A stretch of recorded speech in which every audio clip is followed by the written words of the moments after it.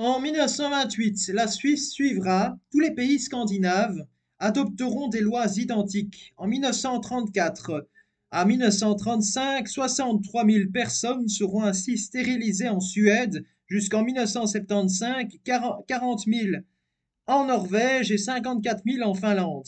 Né en 1904 à Mulhouse, Karl Brandt fut l'un des principaux architectes du premier programme de meurtre de masse du Troisième Reich, le programme dit d'euthanasie.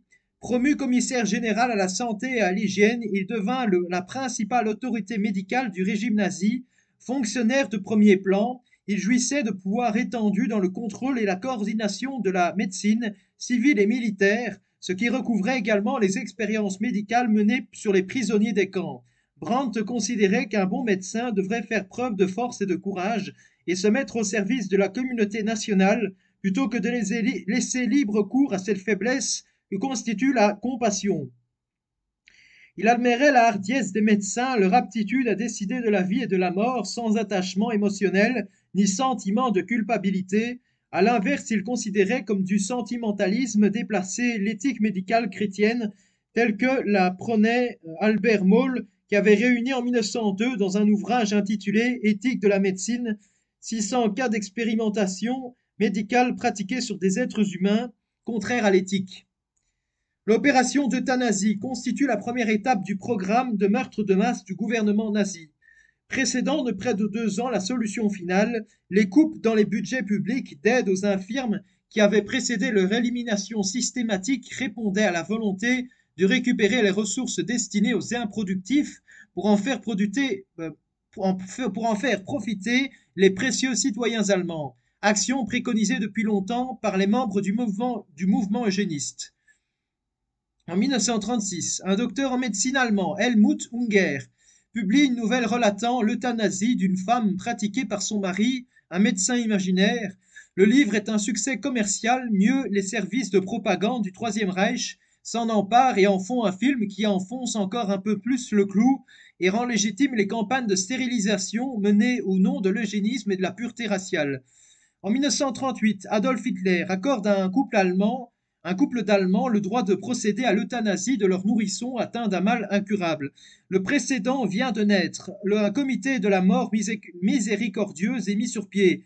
Le nazi et docteur en médecine Hermann von Müller, directeur de l'hôpital de F. Glink, teste confidentiellement la possibilité de tuer des enfants aliénés en les privant de nourriture. Ungerhauser.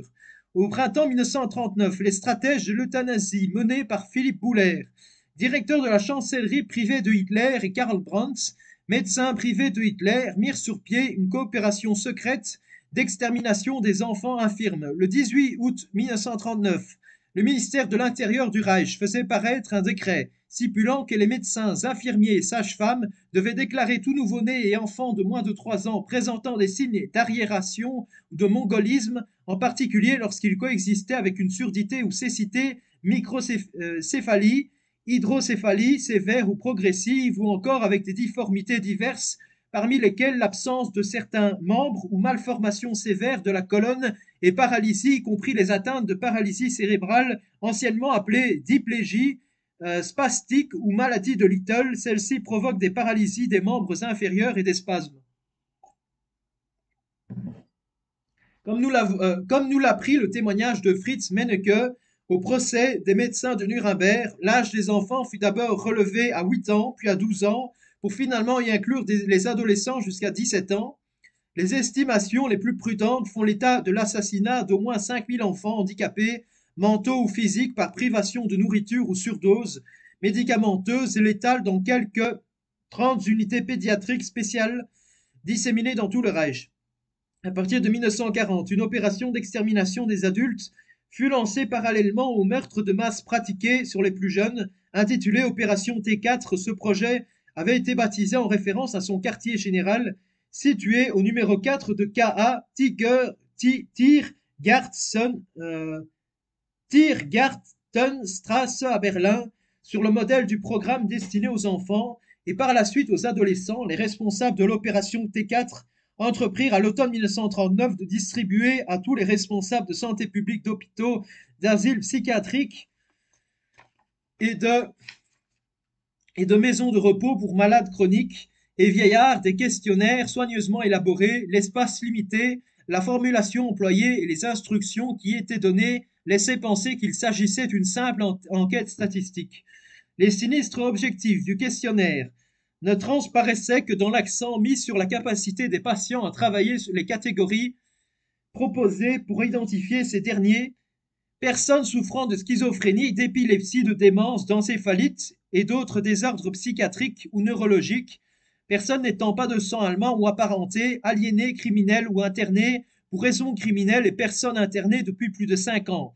Ces formulaires furent examinés par 3 experts médicaux et à partir de janvier 1940, les personnes sélectionnées pour le programme furent emmenées dans l'un des 6 centres d'extermination installés en Allemagne et en Autriche: Brandenburg sur la Havel à côté de Berlin, Grafenegg dans le Jura souabe, Bernebourg et Sonnenstein-Piran, tous deux en Saxe-Artheim à côté de Linz sur le Danube et Adamar en Hesse-Nassau.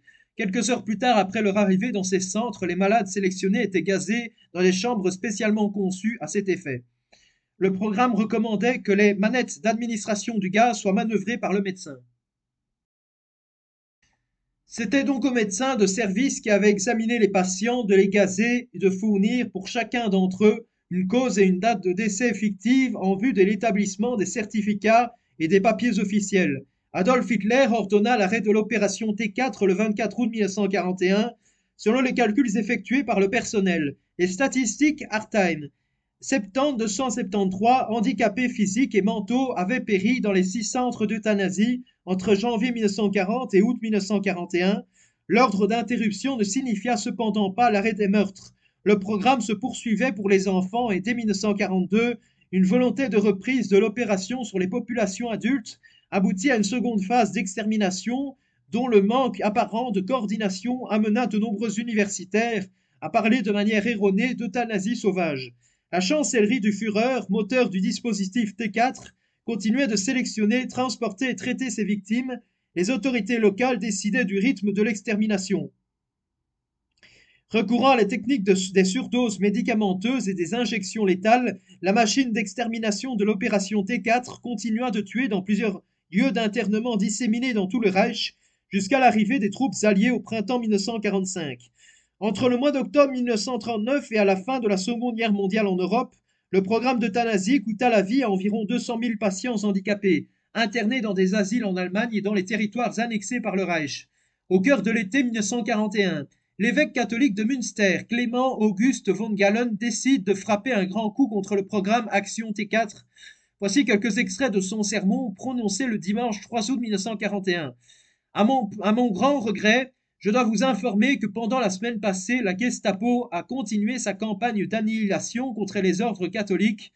Depuis quelques mois, nous entendons des rapports selon lesquels les personnes internées dans des établissements pour le soin des maladies mentales qui ont été malades pendant une longue période et semblent peut-être incurables ont été de force enlevées de ces établissements sur des ordres de Berlin. Il y a un soupçon général confinant à la certitude selon lequel ces nombreux décès inattendus de malades mentaux ne se produisent pas naturellement, mais sont intentionnellement provoqués en accord avec la doctrine selon laquelle il est légitime de détruire un soi-disant vie sans valeur, en d'autres termes de tuer des hommes et des femmes innocents si on pense que leurs vies sont sans valeur future au peuple et à l'État, une doctrine terrible qui cherche à justifier la suppression des personnes innocentes, qui rend légitime le massacre des personnes handicapées qui ne sont plus capables de travailler, des estropiés, des incurables, des personnes âgées et des infirmes. On ne peut s'imaginer la dépravation morale, la méfiance universelle qui s'étendra au cœur même de la famille si cette doctrine terrible est tolérée, admise et même mise en pratique. Malheur aux hommes, malheur au peuple allemand quand le saint commandement de Dieu, tu ne tueras pas, que le Seigneur a donné au Sinaï dans le tonnerre et les éclairs, que Dieu, notre Créateur, a écrit dans la conscience de l'homme au commencement, si ce commandement n'est pas simplement violé, mais si sa violation est tolérée et exercée impunément. Le sermon eut un retentissement gigantesque à travers toute l'Allemagne et on ne saluera jamais assez le courage de l'évêque de Münster qui, vivant sous la loi du Reich, s'exposait à une immédiate répression. Le Führer, hésitant à le mettre à mort, déporta plusieurs dizaines de religieux catholiques, mais il préféra aussi mettre fin au programme Action T4. En se questionnant sur l'acceptation de cette propagande par certains individus, nous pouvons regarder l'exemple suivant, l'expérience des yeux bleus et des yeux marrons. À la mort de Martin Luther King, l'enseignante Jane Elliott voulut faire vivre l'expérience du racisme à ses élèves, selon la prière Sioux. Ô grand esprit, préserve-moi de juger quiconque avant d'avoir parcouru une lieue dans ses mocassins. Eliot commentera, quand les plans se réunissent pour parler de racisme, ils ne font que l'expérience d'une ignorance partagée. Avec l'accord de ses élèves, qui étaient âgés de 8 ans en moyenne, elle distingua dans sa classe deux groupes, l'un aux yeux bleus, l'autre aux yeux marrons. Le premier jour, le groupe aux yeux bleus fut désigné comme supérieur. Elle lui attribua davantage de temps de récréation, des meilleures conditions de restauration et un accès privilégié à une nouvelle salle de sport, déclarant sans ambiguïté que ces privilèges découlaient de sa supériorité intellectuelle et raciale. Eliot confectionna des cols bruns pour l'autre groupe, dont les élèves aux yeux bleus les affublèrent eux-mêmes pour bien les marquer. Elle fit asseoir les yeux bleus au devant de la classe et les yeux marrons au fond. Bien sûr, les yeux bleus furent encouragés à ne jouer qu'entre eux. Au début, les yeux bleus résistèrent à l'idée de leur propre supériorité, mais Eliot la leur confirma à l'aide de fausses déclarations scientifiques du type il est prouvé scientifiquement que la pigmentation des yeux est inversement proportionnelle à l'intelligence. Cela eut pour effet d'apaiser leur résistance. En peu de temps, les performances scolaires du groupe aux yeux marrons devinrent significativement inférieures. En particulier mathématique, le comportement individuel des élèves se modifia. Les yeux bleus devinrent plus dominants, méprisants et sadiques, les yeux marrons résignés, pessimistes et obéissants. Plus tard, Eliot fit échanger les rôles aux deux groupes et poser le col de la honte sur les élèves aux yeux bleus. Or, cette fois, elle n'observa pas une attitude de supériorité aussi marquée de la part du groupe qui avait été déjà victime de ségrégation. Si l'expérience des yeux bleus et des yeux marrons a de rares fois été considérée comme peu efficace pour réduire le racisme, source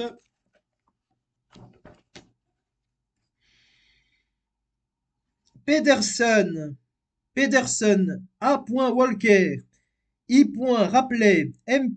et Wise, M. Anti-racism, what works? An evaluation of the effectiveness of anti-racism strategies prepared by the Center for Social Change and Social Equity for the Office of Multicultural Interests, Perth 2003.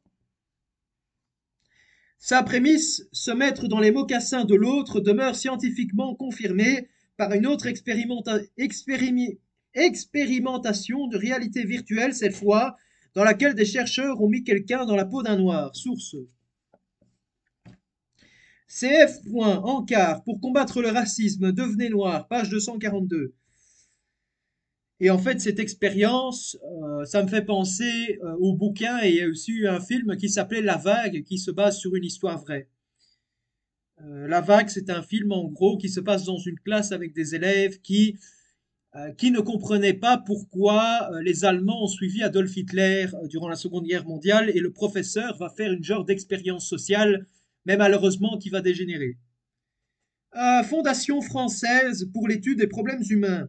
En 1912, le médecin et chirurgien français Alexis Carrel reçoit le prix Nobel en reconnaissance de ses travaux sur la suture vasculaire et la transplantation de cellules sanguines et d'organes. Carrel était également célèbre pour avoir réussi à faire vivre in vitro pendant 25 ans, dit-on, des cellules de cœur de poulet plongées dans un liquide nutritif, ce qui en fait un pionnier de la conservation des organes en vue de greffe. Alexis Carrel et Charles Lindbergh inventent dans les années 1930 un cœur de verre, pompe à perfusion capable de maintenir en vie des organes entiers, mais pour réparer le cœur, il fallait d'abord pouvoir l'arrêter, ce qui supposait de disposer d'une machine se chargeant de l'oxygénation et de la circulation sanguine le temps de l'opération. Le pionnier sera John Gibbon. Marqué par le décès d'une patiente, il parviendra au bout de 23 ans de travail à inventer la circulation sanguine extracorporelle. Le 6 mai 1953, la machine du chirurgien américain permet pendant 26 minutes d'arrêter le cœur d'une patiente de 18 ans.